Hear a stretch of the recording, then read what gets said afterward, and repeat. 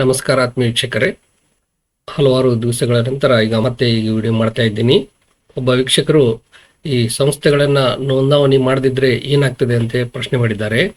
So ಈ ಒಂದು ವಿಡಿಯೋದಲ್ಲಿ ಸಂಘ ಸಂಸ್ಥೆಗಳನ್ನು ನೋಂದಣಿ ಮಾಡದೆ ಕಾರ್ಯಚಟುವಟಿಕೆ ಆರಂಭಿಸಿದರೆ ಕಾನೂನಿನ ಪರಿಣಾಮ ಏನಾಗ್ತದೆ ಅನ್ನೋದನ್ನು ಈ ವಿಡಿಯೋದಲ್ಲಿ ತಿಳಿಸ್ತಿದ್ದೀನಿ. ನೋಡಿ, ಇದು ಸಾಮಾನ್ಯವಾಗಿ ತಾವು ತಿಳ್ಕೊಂಡಂತೆ ಯಾವ ರೀತಿ ಒಬ್ಬ ವಾಹನ ಚಾಲಕ ಹೆಲ್ಮೆಟ್ ಇಲ್ಲದೆ ಚಲಾಯಿಸಿದರೆ ಏನು ಪರಿಣಾಮ ಆಗ್ತದೆ, ಅವನಿಗೆ ದಂಡ ಮತ್ತು ಶಿಕ್ಷೆ ಯಾವ ರೀತಿ ಆಗ್ತದೆ, ಅದೇ ರೀತಿ ಕಾನೂನಿನಲ್ಲಿ ಕೊಡಮಾಡಿದಂಥ ನಿಯಮಗಳನ್ನು ಮೀರಿ ನಡೆಯುವವರಿಗೆ ಸಹಜವಾಗಿ ಅದರದೇ ಆದ ದಂಡ ಅಥವಾ ಶಿಕ್ಷೆ ಇರುತ್ತೆ ಅನ್ನೋದನ್ನು ನಾವು ತಿಳ್ಕೊಳ್ಬೇಕಾಗ್ತದೆ. ಸೊ ಇಲ್ಲಿ ಮುಖ್ಯವಾಗಿ ನಾವು ಯಾವ ರೀತಿ ಸಂಘ ಸಂಸ್ಥೆಯನ್ನ ಮಾಡ್ತಾ ಇದ್ದೇವೆ ಅನ್ನೋದನ್ನು ಬಹಳ ಮುಖ್ಯ ಆಗ್ತದೆ. ಅದು ಒಂದು ಸಂಘ ಇರ್ಬೋದು, ಅಥವಾ ಯಾವುದೇ ಒಂದು ಟ್ರಸ್ಟ್ ಇರ್ಬೋದು, ಕಂಪನಿ ಇರ್ಬೋದು, ಅಥವಾ ಮತ್ತೆ ಯಾವುದೇ ಕೋಆಪರೇಟಿವ್ ಇರ್ಬೋದು, ಸೌಹಾರ್ದ ಇರ್ಬೋದು, ಅಥವಾ ಯಾವುದೇ ಒಂದು ಪಾರ್ಟ್ನರ್ಶಿಪ್ ಇರ್ಬೋದು. ಸೊ ಈ ಒಂದು ಪ್ರತಿಯೊಂದು ಯಾವ ಒಂದು ಸಂಸ್ಥೆಯನ್ನ ಹುಟ್ಟಾಕಬೇಕಂತ ಮಾಡಿದ್ದಾರೆ ಅಥವಾ ನಡೆಸ್ತಾ ಇದ್ದಾರೆ, ಅದರ ಕಾನೂನು ಏನಿದೆ ಅನ್ನೋದನ್ನು ತಿಳ್ಕೊಳ್ಬೇಕಾಗ್ತದೆ. ಸೊ ಆ ಕಾನೂನಿನಲ್ಲಿ ಕೊಡಬಾಡಿದಂಥ ನಿಯಮಾವಳಿಗಳ ಪ್ರಕಾರನೇ ಆ ಸಂಸ್ಥೆಗಳನ್ನ ನಡೆಸ್ಕೊಂಡು ಹೋಗಬೇಕಾಗ್ತದೆ. ನಮ್ಮ ಸಂವಿಧಾನ ಪ್ರತಿಯೊಬ್ಬರಿಗೂ ಉದ್ಯೋಗದ ಹಕ್ಕನ್ನ ಕೊಟ್ಟಿದೆ. ತಮಗೆ ಬೇಕಾದಂತ ಸಂಘ ಸಂಸ್ಥೆಗಳನ್ನ ಹುಟ್ಟು ಹಾಕಿ ನಡೆಸಿಕೊಂಡು ಹೋಗುವಂತ ಮೂಲಭೂತ ಹಕ್ಕು ಕೊಟ್ಟಿದೆ. ಆದರೆ ಆ ಹಕ್ಕುಗಳು ಕೊಟ್ಟಿದ್ದಾರೆ ಅಂತೇಳಿ ನಾವು ಕಾನೂನಿನ ನಿಯಮಾವಳಿಗಳಿಗೆ ಮೀರಿ ಹಾಗೆ ನಾವು ನಡೆಸಿಕೊಂಡು ಹೋಗಕ್ಕೆ ಬರುವುದಿಲ್ಲ. ಸೊ ಹೀಗಾಗಿ ಇಲ್ಲಿ ಯಾವುದೇ ಒಂದು ಸಂಘ ಸಂಸ್ಥೆ, ಯಾವುದೇ ಒಂದು ಇನ್ಸ್ಟಿಟ್ಯೂಷನ್ ಅನ್ನ ನಾವು ನೋಂದಣಿ ಮಾಡದೆ ಹಾಗೆ ನಡೆಸಿದ್ರೆ ಅಲ್ಲಿ ಅದಕ್ಕೆ ಕಾನೂನಿನ ಸ್ಥಾನಮಾನ ಇರುವುದಿಲ್ಲ ಅನ್ನೋದನ್ನು ಸ್ಪಷ್ಟವಾಗಿ ತಿಳ್ಕೊಳ್ಬೇಕಾಗ್ತದೆ. ಆ ಕಾನೂನಿನ ಸ್ಥಾನಮಾನ ಅನ್ನೋದು ಏನಿದೆ ಅದು ಬಹಳ ಮುಖ್ಯವಾಗಿದೆ. ಯಾಕಂದ್ರೆ ಒಬ್ಬ ವ್ಯಕ್ತಿ ತನ್ನ ವೈಯಕ್ತಿಕ ಹೊಣೆಗಾರಿಕೆ ಇಟ್ಕೊಂಡು ಯಾವುದೇ ಒಂದು ಕೆಲಸ ಕಾರ್ಯ ಮಾಡೋದು ಬೇರೆ. ಅವಾಗ ಅವನು ನೇರವಾಗಿ ಅವನೇ ವೈಯಕ್ತಿಕವಾಗಿ ಮತ್ತು ಅವನ ಆಸ್ತಿ ಹೊಣೆಗಾರ ಆಗಿರ್ತದೆ. ಆದರೆ ಯಾವುದೇ ಒಂದು ಸಂಸ್ಥೆಯನ್ನ ಹುಟ್ಟಾಕಿದಾಗ ಆ ಸಂಸ್ಥೆಗೆ ಒಂದು ಕಾನೂನಿನ ಒಂದು ಸ್ವರೂಪ ಸಿಗ್ತದೆ. ಅದಕ್ಕೆ ನ್ಯಾಯಿಕ ವ್ಯಕ್ತಿ ಅಥವಾ ಜ್ಯೂರಿಸ್ಟಿಕ್ ಪರ್ಸನ್ ಅಂತ ಇಂಗ್ಲಿಷ್ನಾಗ ಹೇಳ್ತಾರೆ. ಒಂದು ಸಂಸ್ಥೆಯನ್ನ ನಾವು ಕಾನೂನುಬದ್ಧವಾಗಿ ನೋಂದಣಿ ಮಾಡದೆ ನಡೆಸ್ಕೊಂಡು ಹೊಂಟ್ರೆ ಏನು legal entity, separate legal status ಅನ್ನೋದೇನಿದೆ ಅದಕ್ಕೆ ಸಿಗೋದಿಲ್ಲ. ಸೊ ಆಗ ಏನಾಗ್ತದೆ ಅಂತಂದ್ರೆ ಯಾವ ವ್ಯಕ್ತಿಗಳು ಆ ಸಂಸ್ಥೆ ಹೆಸರಿನಲ್ಲಿ ಕಾರ್ಯಚಟುವಟಿಕೆ ನಡೆಸ್ಕೊಂಡು ಹೋಗ್ತಿರ್ತಾರೆ ಆ ವ್ಯಕ್ತಿಗಳೇ ವೈಯಕ್ತಿಕವಾಗಿ ಹೊಣೆಗಾರ ಆಗ್ತಾರೆ. ಅಂದ್ರೆ ಅಲ್ಲಿ ಆ ಒಂದು ಸಂಸ್ಥೆಗೆ ಅದೇ ಅವರು ಎಷ್ಟೇ ಆ ಒಂದು ಬೋರ್ಡ್ ಹಾಕೊಂಡು ಅಥವಾ ಸೀಲ್ ಹಾಕೊಂಡು ಎಲ್ಲ ನೋಡಿದ್ರೆ ಕಾನೂನುಬದ್ಧ ಸಂಸ್ಥೆ, ನೋಂದಣಿಯಾದ ಸಂಸ್ಥೆ ಅಂತೇಳಿ ಅವರು ನಡೆಸ್ಕೊಂಡು ಹೋಗ್ತಾ ಇರ್ಬೋದು. ಆದ್ರೆ ಅದು ಕಾನೂನುಬದ್ಧವಾಗಿ ನೋಂದಣಿ ಇಲ್ಲ ಅಂದ್ರೆ ಕಾನೂನಿನ ಸ್ಥಾನಮಾನ ಸಿಗುವುದಿಲ್ಲ. ಹೀಗಾಗಿ ಅಲ್ಲಿ ಆ ವ್ಯಕ್ತಿಗಳು ಏನು ಇರ್ತಾರೆ ಅದರ ಹಿಂದೆ ಕೆಲಸ ಮಾಡುವಂತ ವ್ಯಕ್ತಿಗಳು ಅವರೇ ವೈಯಕ್ತಿಕವಾಗಿ ಹೊಣೆಗಾರರಾಗ್ತಿರ್ತಾರೆ. ಹೀಗಾಗಿ ಆ ಒಂದು ಸಂಸ್ಥೆ ಹೆಸರಿನಲ್ಲಿ ಯಾವುದೇ ಕಾನೂನುಬದ್ಧ ಚಟುವಟಿಕೆ ಮಾಡಕ್ ಸಾಧ್ಯ ಇಲ್ಲ ಮತ್ತು ಕಾನೂನುಬದ್ಧ ಹಕ್ಕುಗಳನ್ನ ಕೇಳಕ್ ಸಾಧ್ಯ ಇಲ್ಲ. ಸೊ ಇದು ಮುಖ್ಯವಾಗಿ ನಾವು ತಿಳ್ಕೊಬೇಕು. ಹೀಗಾಗಿ ಇಲ್ಲಿ ಆ ಸಂಘ ಸಂಸ್ಥೆ ವಿರುದ್ಧ ಕೇಸ್ ಹಾಕಿದ್ರು ಸಹಿತ ಅಲ್ಲಿ ಆ ವ್ಯಕ್ತಿಗಳು ವೈಯಕ್ತಿಕವಾಗಿ ಹೊಣೆಗಾರ ಇರ್ತಾರೆ ಹೊರತಾಗಿ ಆ ಸಂಘ ಸಂಸ್ಥೆ ಹೊಣೆಗಾರ ಆಗಿರುವುದಿಲ್ಲ. ಮತ್ತೆ ಅವರು ಆ ಸಂಘದ ಪರವಾಗಿ, ಸಂಸ್ಥೆ ಪರವಾಗಿ ಕೇಸ್ ಹಾಕ್ಬೇಕಂದ್ರೆ ಅವ್ರಿಗೆ ಹಕ್ಕಿಲ್ಲ. ಯಾಕಂತಂದ್ರೆ ಅದು ನೋಂದಣಿಯಾಗದಂತ ಕಾನೂನುಬದ್ಧವಲ್ಲದ ಸಂಸ್ಥೆ ಆಗಿರ್ತದೆ. ಹೀಗಾಗಿ ಅವರಿಗೂ ಸಹಿತ ಸಂಸ್ಥೆ ಪರವಾಗಿ ಕ್ರಮ ತೆಗೆದುಕೊಳ್ಳಕ್ಕೆ ಅವರಿಗೆ ಅವಕಾಶ ಸಿಗುವುದಿಲ್ಲ. ಸೊ ಇದು ಮೊದಲನೇದಾಗಿ ತಿಳ್ಕೊಳ್ಬೇಕಾದಂತ ಒಂದು ಅಂಶ.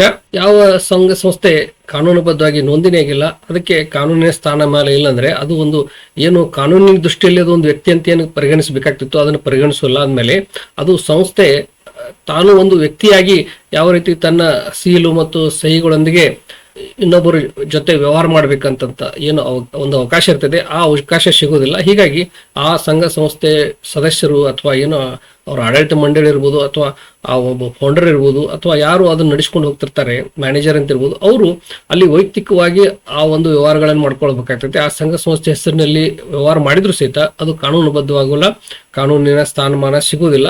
ಹೀಗಾಗಿ ಏನೇ ಸಮಸ್ಯೆ ಬಂದರೂ ಆ ಒಂದು ವ್ಯವಹಾರಕ್ಕೆ ಸಂಬಂಧಿಸಿದಂತೆ ಏನು ಸದಸ್ಯರು ವ್ಯವಹಾರ ಮಾಡಿರ್ತಾರೆ ಅವರೇ ವೈಯಕ್ತಿಕವಾಗಿ ಹೊಣೆಗಾರ ಆಗ್ತಿರ್ತಾರೆ. ಅವ್ರ ಮೇಲೆ ಕ್ರಮ ತೆಗೆದುಕೊಳ್ಬೇಕಾಗ್ತದೆ. ಮತ್ತು ಇದೇ ರೀತಿ ಆಸ್ತಿ ಮತ್ತು ಹಣಕಾಸಿನ ವ್ಯವಹಾರ ಇರಲಿ, ಈ ಒಂದು ಕಾನೂನಿನ ಸ್ಥಾನಮಾನ ಇಲ್ಲದ ಕಾರಣಕ್ಕಾಗಿ ಆ ಒಂದು ಸಂಘ ಸಂಸ್ಥೆ ಹೆಸರಿನಲ್ಲಿ ಒಂದು ಚರಾಸ್ತಿ ಆಗುತ್ತೋ ಸ್ಥಿರಾಸ್ತಿ ಆಗಿರ್ಬೋದು, ಯಾವುದನ್ನೇ ಆ ಸಂಘ ಸಂಸ್ಥೆ ಹೆಸರಿನಲ್ಲಿ ನೋಂದಾಯಿಸಲು ಅಂದ್ರೆ ಖರೀದಿ ಮಾಡಲು ಅಥವಾ ಆ ಸಂಘ ಸಂಸ್ಥೆ ಹೆಸರಿನಿಂದ ಮಾರಾಟ ಮಾಡಲು ಇದಕ್ಕೆ ಅವಕಾಶನೇ ಸಿಗೋದಿಲ್ಲ. ಮತ್ತು ಅಂತ ಸಂದರ್ಭದಲ್ಲಿ ಯಾವುದೇ ಆಸ್ತಿಯನ್ನ ಕೊಂಡ್ಕೊಳ್ಬೇಕಾದ್ರೂ ಸಹಿತ ಆ ಒಬ್ಬ ಏನು ಟ್ರಸ್ಟಿಗಳಿರ್ಬೋದು, ಅಥವಾ ವ್ಯವಸ್ಥಾಪಕರಿರ್ಬೋದು, ಅಥವಾ ಯಾರು ಬೋರ್ಡ್ ಆಫ್ ಮ್ಯಾನೇಜ್ಮೆಂಟ್ ಅಂತ ಯಾರು ವೈಯಕ್ತಿಕವಾಗಿರ್ತಾರೆ ಆ ವ್ಯಕ್ತಿಗಳೇ ಅವರ ತಮ್ಮ ಹೆಸರಿನಲ್ಲಿ ಖರೀದಿ ಮಾಡಬಹುದು ಹೊರತಾಗಿ ಆ ಸಂಘದ ಸಂಸ್ಥೆಯ ಹೆಸರಿನಲ್ಲಿ ಖರೀದಿ ಮಾಡಕ್ ಬರುವುದಿಲ್ಲ. ಅದೇ ರೀತಿ ಒಂದು ಬ್ಯಾಂಕ್ ಅಕೌಂಟ್ ಮಾಡಬೇಕಾದ್ರೂ ಸಹಿತ ಅಲ್ಲಿ ಯಾವುದೇ ಒಂದು ಸಂಸ್ಥೆಯನ್ನ ನೋಂದಣಿ ಆದ ನಂತರ ಅದಕ್ಕೆ ಪ್ಯಾನ್ ಕಾರ್ಡ್ ಅನ್ನು ತೆಗೆದುಕೊಳ್ಬೇಕಾಗ್ತದೆ. ಪ್ಯಾನ್ ಕಾರ್ಡ್ ಪಡೆದ ನಂತರ ಬ್ಯಾಂಕ್ ಅಕೌಂಟ್ ತೆಗೆದಕ್ಕೆ ಅವಕಾಶ ಮಾಡಿಕೊಡ್ತಾರೆ. ಸೊ ಹೀಗಾಗಿ ಬ್ಯಾಂಕ್ ಅಕೌಂಟ್ ಅನ್ನು ತೆಗೆಯಕ್ಕೆ ಸಾಧ್ಯ ಇಲ್ಲ ಮೇಲೆ ಅಲ್ಲಿ ಸಂಘ ಸಂಸ್ಥೆ ಹೆಸರಿನಲ್ಲಿ ಏನು ಹಣಕಾಸಿನ ವ್ಯವಹಾರ ಮಾಡೋದು ಕಾನೂನುಬದ್ಧವಾಗಿ ಮಾಡಕ್ಕೂ ಅವಕಾಶ ಸಿಗೋದಿಲ್ಲ.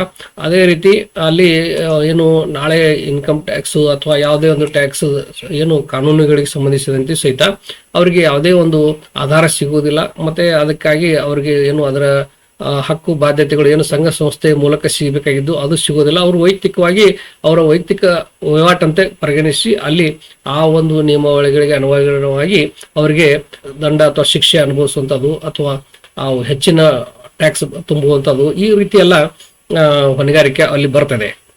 ಮತ್ತು ಇನ್ನು ಯಾವುದೇ ಒಂದು ಸಂಘ ಸಂಸ್ಥೆ ಅಥವಾ ಕಂಪನಿ ಅಂತೇಳಿ ಮಾಡ್ಕೊಂಡಾಗ ಅಥವಾ ಒಂದು ಪಾರ್ಟ್ನರ್ಶಿಪ್ ಅಂತ ಮಾಡ್ಕೊಂಡಾಗ ಅಲ್ಲಿ ಅವರು ತಮ್ಮ ಹೊಣೆಗಾರಿಕೆಯನ್ನ ಸೀಮಿತಗೊಳಿಸುವಂತ ಅವಕಾಶ ಇರ್ತದೆ. ಅದು ನೋಂದಾಯಿತ ಸಂಸ್ಥೆ ಇದ್ರೆ ಪ್ರತಿಯೊಬ್ಬ ಸದಸ್ಯರು ಅಥವಾ ಏನು ಆಡಳಿತ ಮಂಡಳಿಯವರು ತಮ್ಮ ತಮ್ಮ ಹೊಣೆಗಾರಿಕೆಗಳಿಗೆ ಎಷ್ಟು ಮಟ್ಟಿಗೆ ಅದು ಇರ್ತದೆ ಅನ್ನೋದನ್ನ ಅಲ್ಲಿ ನಿಗದಿಪಡಿಸಿಕೊಂಡಾಗ ಆ ನಿಯಮಾವಳಿಗಳ ಪ್ರಕಾರ ಅವರು ಅಷ್ಟರ ಮಟ್ಟಿಗೆ ಹೊಣೆಗಾರ ಆಗ್ತಾರೆ ಹೊರತಾಗಿ ಅವರು ವೈಯಕ್ತಿಕವಾಗಿ ಹೊಣೆಗಾರ ಆಗೋಲ್ಲ. ಆದ್ರೆ ಯಾವಾಗ ಕಾನೂನುಬದ್ಧ ನಿಯಮಾವಳಿಗಳನ್ನು ಮೀರಿ ವ್ಯವಹಾರಗಳನ್ನ ಮಾಡಿ ಅಥವಾ ಇನ್ನೊಬ್ಬರಿಗೆ ಹಾನಿ ನಷ್ಟ ಉಂಟು ಮಾಡಿದ್ರೆ ಅಲ್ಲಿ ಸಹಿತ ಆ ಒಂದು ಸಂಘ ಸಂಸ್ಥೆಯ ಕಾರ್ಪೊರೇಟ್ ವೇಲ್ ಅಂತಾರೆ ಆ ಒಂದು ಪರದೆಯನ್ನ ಸರಿಸಿ ಅಲ್ಲಿ ವೈಯಕ್ತಿಕವಾಗಿ ಆ ವ್ಯಕ್ತಿಗಳ ಮೇಲೆ ಕ್ರಮ ತೆಗೆದುಕೊಳ್ಳುವಂತದಕ್ಕೆ ಅವಕಾಶ ಇದೆ. ಅಂದ್ರೆ ನೋಂದಾವಣೆ ಆಗಿದ್ರು ಸಹಿತ ಅಲ್ಲಿ ಅವರು ವೈಯಕ್ತಿಕವಾಗಿ ಕ್ರಮ ತೆಗೆದುಕೊಳ್ಳಕ್ಕೆ ಅವಕಾಶ ಇದೆ. ಆದರೆ ಅವರು ನಿಯಮಾವಳಿಗಳಿಗೆ ಬದ್ಧವಾಗಿ ನಡ್ಕೊಂಡಿದ್ರೆ ಅವರು ಯಾವುದೇ ಒಂದು ಅವ್ಯವಹಾರ ಅಥವಾ ದುರುಪಯೋಗ ಮಾಡಿಲ್ಲ, ಯಾರಿಗೂ ವೈಯಕ್ತಿಕವಾಗಿ ಏನು ಹಾನಿಯು ನಷ್ಟ ಮಾಡಿಲ್ಲ ಅಂತಂದ್ರೆ ಅಂತ ಸಂದರ್ಭದಲ್ಲಿ ಆ ಏನು ಸಂಘ ಸಂಸ್ಥೆ ಇರ್ತದೆ ಅದೇ ಹೊಣೆಗಾರ ಇರ್ತದೆ. ಆ ಸಂಘ ಸಂಸ್ಥೆಯ ಆಸ್ತಿಗಳ ಮೇಲೆ ಕ್ರಮ ತೆಗೆದುಕೊಳ್ಳಕ್ಕೆ ಅವಕಾಶ ಇದೆ ಹೊರತಾಗಿ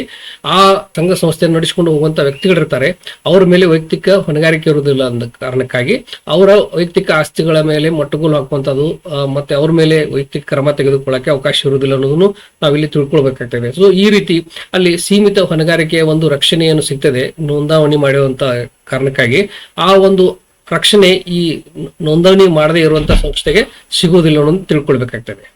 ಮತ್ತು ಯಾವುದೇ ಒಂದು ಸರ್ಕಾರದ ಅನುದಾನ ಅಥವಾ ಯಾವುದೇ ಒಂದು ಅನುಕೂಲ ಇವುಗಳು ಏನದೆ ಯಾವ ಸಂಸ್ಥೆಗೆ ಸಿಗ್ತಾವಂತಂದ್ರೆ ಅದು ನೋಂದಣಿಯಾಗಿ ಕಾನೂನುಬದ್ಧವಾಗಿ ಕಾರ್ಯಚಟುವಟಿಕೆ ನಡೆಸುವಂತ ಸಂಘ ಸಂಸ್ಥೆಗಳಿಗೆ ಮಾತ್ರ ಸಿಗ್ತದೆ. ಯಾವುದೇ ಒಂದು ಡೊನೇಷನ್ ಅಂದ್ರೆ ಯಾವುದೇ ಒಂದು ಸರ್ಕಾರದ ಅನುದಾನ ಏಡು ಇವೆಲ್ಲ ಏನದೆ ಈ ನೋಂದಾವಣೆ ಆಗಿರುವಂತ ಕನಿಷ್ಠ 3 ವರ್ಷ ಕೆಲಸ ಮಾಡಿರುವಂತಹ ಸಂಘ ಸಂಸ್ಥೆಗಳಿಗೆ ಸರ್ಕಾರ ತನ್ನ ನಿಯಮಾವಳಿಗಳಿಗೆ ಅನುಗುಣವಾಗಿ ಒಂದು ಅನುದಾನವನ್ನು ಕೊಡುವಂತದಕ್ಕೆ ಅವಕಾಶ ಇದೆ. ಅದು ಸಾರ್ವಜನಿಕ ಒಂದು ಸೇವೆಯಲ್ಲಿ ತೊಡಗಿದ್ರೆ ಅಂದ್ರೆ ಏನು ಚಾರಿಟೇಬಲ್ ಆಕ್ಟಿವಿಟೀಸ್ ಮಾಡ್ತಾ ಇದ್ರೆ ದತ್ತಿ ಉದ್ದೇಶಗಳನ್ನು ಹೊಂದಿದ್ರೆ ಅಂತ ಸಂದರ್ಭದಲ್ಲಿ ಆ NGO ಅಂತ ಕನ್ಸಿಡರ್ ಮಾಡಿ ಅಂತಲ್ಲಿ ಅವರಿಗೆ ಸರ್ಕಾರದಿಂದ ಅಥವಾ ಬೇರೆ ಬೇರೆ ಸಂಸ್ಥೆಗಳಿಂದ ಏನು ಅನುದಾನ ಸಿಗಬೇಕು ಅದು ಸಿಗುವಂತ ಅವಕಾಶ ಸಿಗ್ತದೆ.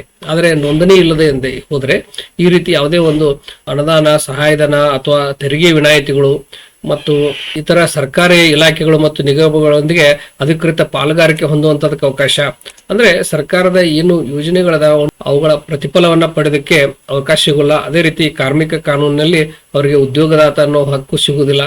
ಹೀಗಾಗಿ ಏನು ರಕ್ಷಣೆ ಸಿಗಬೇಕು ಕಾನೂನಿನ ಆ ರಕ್ಷಣೆಗಳು ಲಾಭಗಳು ಅವರಿಗೆ ಸಿಗುವುದಿಲ್ಲ ಅನ್ನೋ ತಿಳ್ಕೊಳ್ಬೇಕು.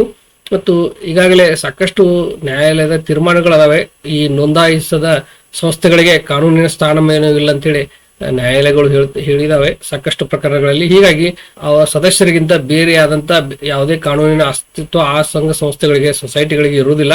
ಸೊ ಹೀಗಾಗಿ ಅವರು ಕೇವಲ ವ್ಯಕ್ತಿಗಳಂತ ಕನ್ಸಿಡರ್ ಆಗ್ತಾರೆ ಹೊರತಾಗಿ ಆ ಯಾವುದೇ ಸಂಘ ಸಂಸ್ಥೆ ಅಂತೇಳಿ ಅಲ್ಲಿ ಕನ್ಸಿಡರ್ ಆಗುವುದಿಲ್ಲ. ಹೀಗಾಗಿ ಆ ಸಂಘ ಸಂಸ್ಥೆ ಹೆಸರಿನಲ್ಲಿ ಆಸ್ತಿಯನ್ನು ಹೊಂದುವುದಕ್ಕೆ ಆಸ್ತಿಯನ್ನ ಸಂಘದ ಹೆಸರಿನಲ್ಲಿ ಮಾರಾಟ ಮಾಡೋದಕ್ಕೆ ವರ್ಗಾವಣೆ ಮಾಡೋದಕ್ಕೆ ಅವಕಾಶ ಇರುವುದಿಲ್ಲ. ಸೊ ಹೀಗಾಗಿ ಒಟ್ಟಾರೆಯಾಗಿ ಏನು ಸೊಸೈಟಿಗೆ ಅಥವಾ ಸಂಘ ಸಂಸ್ಥೆಗೆ ಪ್ರತ್ಯೇಕ ಕಾನೂನಿನ ಸ್ಥಾನಮಾನವನ್ನ ಗುರುತನ್ನ ಪಡಿಬೇಕಂತಂದ್ರೆ ಅದು ನೋಂದಣಿ ಮಾಡ್ಬೇಕಾಗ್ತದೆ. ಮತ್ತು ಈ ನೋಂದಣಿ ಮಾಡಕ್ಕೆ ಯಾವ ಕಾನೂನುಗಳದಾವ ಅಂತಂದ್ರೆ ಎಲ್ಲ ಕಾನೂನುಗಳನ್ನ ವಿವರಿಸಲ್ಲ. ಕೆಲವೊಂದು ಉದಾಹರಣೆಗಾಗಿ ಇಲ್ಲಿ ಮುಖ್ಯ ಕಾನೂನುಗಳನ್ನ ನಾವು ಪರಿಗಣನೆಗೆ ತೆಗೆದುಕೊಳ್ಬೇಕು. ಯಾವುದೇ ಒಂದು ಸಂಘ ಅಂದ್ರೆ ಏನು ಸೊಸೈಟಿ ಅಂತ ಹೇಳ್ತೀವಿ ಅದನ್ನ ನೋಂದಣಿ ಮಾಡೋಕೆ ಕರ್ನಾಟಕ ಸಂಘಗಳ ನೋಂದಣಿ ಕಾಯ್ದೆ ಅಂತದೆ. ಆಮೇಲೆ ಸಹಕಾರ ಸಂಘ ಇದ್ರೆ ಅದಕ್ಕೆ ಕರ್ನಾಟಕ ಸಹಕಾರ ಸಂಘಗಳ ಕಾಯ್ದೆ ಅಂತದೆ. ಈ ಕಾಯ್ದೆಯಲ್ಲಿ ನೋಂದಣಿ ಮಾಡಬೇಕಾಗ್ತದೆ. ಸೌಹಾರ್ದ ಸಹಕಾರ ಇದ್ರೆ ಅದಕ್ಕೆ ಮತ್ತೊಂದು ಕಾಯ್ದೆ ಇದೆ, ಅದರ ಅಡಿಯಲ್ಲಿ ನೋಂದಣಿ ಮಾಡಬೇಕಾಗ್ತದೆ. ಇನ್ನು ಬಹುರಾಜ್ಯ ಸಹಕಾರ ಸಂಘ ಇದ್ರೆ ಅದಕ್ಕೆ 2002 ಕಾನೂನು ಇದೆ. ಮತ್ತು ಚಿಟ್ ಫಂಡ್ ಬಿಸ್ನೆಸ್ ಮಾಡ್ತಾ ಇದ್ರೆ ಚಿಟ್ ಫಂಡ್ ಕಾಯ್ದೆ ಅಡಿ ನೋಂದಣಿ ಮಾಡಬೇಕಾಗಿದೆ. ಅದೇ ರೀತಿ ಕರ್ನಾಟಕ ಮನಿ ಲೆಂಡರ್ಸ್ ಕಾಯ್ದೆ ಅಡಿಯಲ್ಲಿ ಮನಿ ಲೆಂಡರ್ಸ್ ಬಿಸ್ನೆಸ್ ಮಾಡ್ವಿ ಅಥವಾ ಪಾನ್ ಬ್ರೋಕರ್ಸ್ ಕಾಯ್ದೆ ಅಡಿಯಲ್ಲಿ ಗಿರ್ವಿದಾರ ಏನು ವ್ಯವಹಾರ ಮಾಡಬಹುದು. ಮತ್ತು ಇಂಡಿಯನ್ ಟ್ರಸ್ಟ್ ಆಕ್ಟ್ ಕೆಳಗೆ ಸಬ್ ರಿಜಿಸ್ಟರ್ ಹತ್ತಿರ ಟ್ರಸ್ಟ್ ಅನ್ನ ನೋಂದಣಿ ಮಾಡುವಂತದಕ್ಕೆ ಅವಕಾಶ, ಮತ್ತು ಕಂಪನಿ ಕಾಯ್ದೆ ಅಡಿಯಲ್ಲಿ ಕಂಪನಿಗಳನ್ನ ನೋಂದಣಿ ಮಾಡಬಹುದು. ಪಾಲುದಾರಿಕೆ ಇದ್ರೆ ಪಾಲುದಾರಿಕೆ ಬಿಸ್ನೆಸ್ ಅನ್ನ, ಪಾರ್ಟ್ನರ್ಶಿಪ್ ಬಿಸ್ನೆಸ್ ಅನ್ನ ನೋಂದಣಿ ಮಾಡಕ್ಕೆ ಅವಕಾಶ ಇದೆ. ಸೊ ಈ ಒಂದು ಭಾರತೀಯ ಪಾಲುದಾರಿಕೆ ಕಾಯ್ದೆ ಅಡಿಯಲ್ಲಿ. ಇನ್ನು ಸೀಮಿತ ಹೊಣೆಗಾರಿಕೆ ಪಾಲುದಾರಿಕೆ ಇದ್ರೆ ಅದಕ್ಕೆ ಪ್ರತ್ಯೇಕವಾದ ಕಾನೂನಿದೆ, ಆ ಕಾಯ್ದೆ ಅಡಿಯಲ್ಲಿ ಮಾಡಬಹುದು. ಮತ್ತೆ ಬ್ಯಾಂಕಿಂಗ್ ಬಿಸ್ನೆಸ್ ಮಾಡ್ಬೇಕಂದ್ರೆ ಅದಕ್ಕೆ ಬ್ಯಾಂಕಿಂಗ್ ರೆಗ್ಯುಲೇಷನ್ ಆಕ್ಟ್ ಅಂತಿದೆ, ಆ ಕಾಯ್ದೆ ಅಡಿಯಲ್ಲಿ ರಿಜಿಸ್ಟ್ರೇಷನ್ ಆಗಬೇಕಾಗಿದೆ. ಮತ್ತು ಅಂಗಡಿ ಮುಗ್ಗಟ್ಟುಗಳಿದ್ರೆ ಅಲ್ಲಿ ಅಂಗಡಿ ಮತ್ತು ವಾಣಿಜ್ಯ ಸಂಸ್ಥೆಗಳ ಕಾಯ್ದೆ ಇದೆ, ಅದರ ಅಡಿಯಲ್ಲಿ ನೋಂದಣಿ ಮಾಡ್ಕೋಬೇಕಾಗ್ತದೆ. ಮತ್ತು ಸ್ಥಳೀಯ ಏನು ಪ್ರಾಧಿಕಾರದಿಂದ ಸಹಿತ ಅಲ್ಲಿ ಪರವಾನಗಿ ತೆಗೆದುಕೊಳ್ಳೋದಕ್ಕೆ ಅಲ್ಲಿ ಹೊಣೆಗಾರಿಕೆ ಇರ್ತದೆ, ಅದನ್ನು ತಗೋಬೇಕಾಗ್ತದೆ. ಮತ್ತು ಈ ಶೇರ್ ಬಿಸ್ನೆಸ್ ಮಾಡ್ಬೇಕಂದ್ರೆ ಸೆಬಿ ಅಂತ ಕಾಯ್ದೆ ಇದೆ, ಭಾರತ ಭದ್ರತಾ ಮತ್ತು ವಿನಿಮಯ ಮಂಡಳಿ ಕಾಯ್ದೆ ಅಂತದೆ. ಸೊ ಈ ರೀತಿ ಈ ಕಾಯ್ದೆಗಳದಾವೆ. ಈ ಕಾಯ್ದೆಗಳ ಅಡಿಯಲ್ಲಿ ಕಾನೂನಿನ ತಜ್ಞರ ಸಲಹೆಯನ್ನು ಪಡೆದುಕೊಂಡು ಅವರ ಸಹಾಯವನ್ನು ಪಡೆದು ನೋಂದಣಿ ಮಾಡಿಕೊಂಡು ಕಾನೂನುಬದ್ಧವಾಗಿ ಸಂಸ್ಥೆಗಳನ್ನು ನಡೆಸಬೇಕು. ಹಾಗೆ ನಡೆಸದೆ ಹೋದ್ರೆ ಏನಾಗ್ತದೆ ಅಂತಂದ್ರೆ, ಯಾವುದು ತಾವು ಸಂಸ್ಥೆಯನ್ನು ಹುಟ್ಟಾಕಿದಿರಿ ಅದಕ್ಕೆ ಅನ್ವಯಿಸುವ ಕಾಯ್ದೆ ಅಡಿಯಲ್ಲಿ ಇರುವಂತಹ ದಂಡ ಮತ್ತು ಶಿಕ್ಷೆ ವಿಧಿಸಲಾಗುತ್ತದೆ, ಅದನ್ನ ತಿಳ್ಕೊಳ್ಬೇಕು. ಮತ್ತು ಸ್ಥಳೀಯ ಪ್ರಾಧಿಕಾರಗಳ ಅಡಿಯಲ್ಲಿ ಸಹಿತ ಅವರ ನಿಯಮಗಳ ಉಲ್ಲಂಘನೆ ಮಾಡಿದ್ರೆ, ಅಂದ್ರೆ ಒಂದು ಬಿಸ್ನೆಸ್ ಮಾಡಿದ್ರಿ, ಅಂಗಡಿ ಹಾಕಿದ್ರಿ, ಅದಕ್ಕೆ ಪರವಾನಗಿ ತೆಗೆದುಕೊಳ್ಳಲ್ಲ, ಲೈಸೆನ್ಸ್ ತಗೊಳ್ಳಿಲ್ಲ ಅಂದ್ರೆ ಆ ಸ್ಥಳೀಯ ಕಾಯ್ದೆಯ ಅಡಿಯಲ್ಲಿ ದಂಡ ಶಿಕ್ಷೆ ಕೊಡ್ತಾರೆ. ಮತ್ತು ಕೆಲವೊಂದು ಸಂದರ್ಭಗಳಲ್ಲಿ ಏನು ಆ ಸಂಘ ಸಂಸ್ಥೆ ಅಂದ್ರೆ ಅವ್ಯವಹಾರ ಆಗಿ ಅಥವಾ ಬೇರೆಯವರಿಗೆ ಹಾನಿಯಾಗಿದ್ರೆ, ನಷ್ಟ ಆಗಿದ್ರೆ ಅಲ್ಲಿ ಸಂಘ ಸಂಸ್ಥೆ ಹೊಣೆಗಾರ ಇರುವುದಿಲ್ಲ. ಹೀಗಾಗಿ ಆ ಸಂಘ ಸಂಸ್ಥೆಯನ್ನು ನಡೆಸಿಕೊಂಡು ಹೋಗುವಂತ ವ್ಯಕ್ತಿಗಳ ವೈಯಕ್ತಿಕ ಆಸ್ತಿ ಮುಟ್ಟುಗೋಲಾಗುವಂತ ಪರಿಸ್ಥಿತಿ ಬರ್ತದೆ. ಮತ್ತು ಇನ್ನಿತರ ಕಾಯ್ದೆಗಳಲ್ಲಿ ಸಹಿತ ಯಾವ ರೀತಿ ಕ್ರಮ ಅಂತಂದ್ರೆ, ಅವರು ಮೋಸ ಮಾಡಿದ್ದಾರೆ ಅಂತ ಹೇಳಿ ಅನ್ನೋ ಸಂದರ್ಭ ಬಂದ್ರೆ ಅಲ್ಲಿ ಭಾರತೀಯ ನ್ಯಾಯ ಸಂಹಿತೆ ಅಂದ್ರೆ ಹಿಂದಿನ IPC 420 ಅಂತ ಹೇಳ್ತೀವಿ, ಆ ಕಾಯ್ದೆಯ ಅನ್ವಯ ಆಗಬಹುದು. ಅಥವಾ ಚೆಕ್ ಕೊಟ್ಟಿದ್ರೆ ಅವ್ರು ಓನ್ಸ್ ಆಗಿದ್ರೆ ಅಲ್ಲಿ ಅವರು ವೈಯಕ್ತಿಕವಾಗಿ ಈ NI ಆಕ್ಟ್ ಕೆಳಗೆ ಹೊಣೆಗಾರಾಗ್ತಾರೆ. ಮತ್ತು ಠೇವಣಿ ತೆಗೆದುಕೊಂಡು ಅದನ್ನ ಮರಳಿಸಲ್ಲ ಅಂದ್ರೆ ಅನಿಯಂತ್ರಿತ ಠೇವಣಿ ಯೋಜನೆಗಳ ಕಾಯ್ದೆ ಅಂತದೆ, ಅದರ ಅಡಿಯಲ್ಲಿ ಅವರು ಹೊಣೆಗಾರರಾಗ್ತಾರೆ ವೈಯಕ್ತಿಕವಾಗಿ, ಅಲ್ಲಿ ಅವರಿಗೆ ಕ್ರಮ ತೆಗೆದುಕೊಳ್ಬಹುದು. ಮತ್ತು ಆ ಒಂದು ಸಂಸ್ಥೆಯ ಗ್ರಾಹಕ ಯಾರಾದರೂ ಇದ್ರೆ ಅವರು ಗ್ರಾಹಕರಿಗೆ ಅಲ್ಲಿ ಏನು ಡೆಫಿಷಿಯನ್ಸಿ ಆಫ್ ಸರ್ವಿಸ್ ಆಗಿದ್ರೆ, ಸೇವೆಯಲ್ಲಿ ನ್ಯೂನತೆ ಆಗಿದ್ರೆ ಆ ವ್ಯಕ್ತಿ ಆ ಸಂಸ್ಥೆಯ ವಿರುದ್ಧ ನೋಂದಾಯಿತ ಇದ್ದ ಸಂಸ್ಥೆ ಇದ್ರೆ ಅಲ್ಲಿ ಬರ್ತದೆ, ಇಲ್ಲ ಅಂತಂದ್ರೆ ವೈಯಕ್ತಿಕವಾಗಿ ಅವರು ಹೊಣೆಗಾರಾಗ್ತಾರೆ ಅನ್ನೋದು ತಿಳ್ಕೊಳ್ಬೇಕು. ಮತ್ತು ಅತಿಯಾದ ಬಡ್ಡಿ ವಿಧಿಸುವಂತ ಅದನ್ನ ನಿಷೇಧಿಸುವಂತ ಕಾಯ್ದೆ ಇದೆ. ಸೊ ಅದಕ್ಕಾಗಿ ಸಹಿತ ಅಲ್ಲಿ ಅವರು ಹೊಣೆಗಾರಾಗ್ತಾರೆ. ಮತ್ತು ಹಣಕಾಸು ಸಂಸ್ಥೆಗಳಲ್ಲಿ ಠೇವಣಿದಾರರ ಹಿತಾಸಕ್ತಿ ರಕ್ಷಣಾ ಕಾಯ್ದೆ ಅಂತದೆ, ಸೊ ಅಲ್ಲಿ KPID ಕಾಯ್ದೆ ಅಂತ ಹೇಳ್ತೀವಿ. ಸೊ ಅಲ್ಲಿ ಸಹಿತ ಅವರು ಒಂದು ಹಣಕಾಸು ಸಂಸ್ಥೆ ನಡೆಸಿ ಠೇವಣಿದಾರರಿಗೆ ಹಣ ಮರಳಿಸಲ್ಲ ಅಂದ್ರೆ ಅವರು ವೈಯಕ್ತಿಕವಾಗಿ ಹೊಣೆಗಾರಾಗ್ತಾರೆ. ಸೊ ಈ ರೀತಿ ಹಲವಾರು ಕಾನೂನಿನ ಪರಿಣಾಮಗಳನ್ನು ಅನುಭವಿಸಬೇಕಾಗ್ತದೆ. ಅದಕ್ಕಾಗಿ ಯಾವುದೇ ಒಂದು ಸಂಘ ಸಂಸ್ಥೆ ಇರಲಿ ಅದನ್ನ ಕಾನೂನುಬದ್ಧವಾಗಿ ನೋಂದಾಯಿಸಿ ಕಾನೂನು ತಜ್ಞರ ಸಲಹೆ ಪಡೆದು ಅದನ್ನ ನೋಂದಣಿ ಮಾಡಿಕೊಂಡು ಕಾನೂನುಬದ್ಧವಾಗಿ ನಡೆಸಿಕೊಂಡು ಪ್ರತಿ ವರ್ಷ ಅದರದ ಲೆಕ್ಕಪತ್ರ ಇಟ್ಟುಕೊಂಡು ಆಡಿಟ್ ಮಾಡಿಸಿ ಈ ರೀತಿ ನಡೆಸಿಕೊಂಡು ಹೋದ್ರೆ ಅದಕ್ಕೆ ಕಾನೂನಿನ ಎಲ್ಲ ಒಂದು ಅರ್ಹತೆ ಸಿಗ್ತದೆ ಮತ್ತು ಅವರಿಗೆ ವೈಯಕ್ತಿಕ ಹೊಣೆಗಾರಿಕೆ ಇರುವುದಿಲ್ಲ.